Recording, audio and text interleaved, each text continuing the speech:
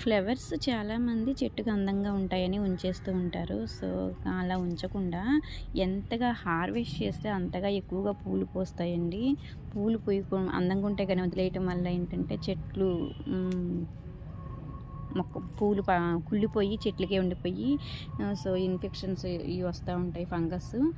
So, అందుకని చెప్పేసి ఎప్పటికప్పుడు చక్కగా వచ్చిన ప్రతిసారి ప్రతిరోజు హార్వెస్ట్ చేస్తూ ఉంటే గనక ఎక్కువగా ఫ్లవర్స్ పూస్తాయి. మొదట్లో నాకు తెలియక చెట్టుకి అందంగా ఉంటాయని ఉంచేసేదాన్ని. పొద్దున్నే వచ్చి చూసుకునేదాన్ని పూలు అందంగా ఉంటాయని.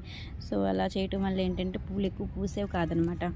సో, చూడండి ఈ రోజు ఇలాగా హార్వెస్ట్ చేయటం వల్ల రోజు రోజుకి ఫ్లవర్స్ పెరుగుతూ ఉన్నాయన్నమాట. చూడండి ఎంత బాగా పూస్తున్నాయో. చూడండి ఎంత బాగా పూసాయో.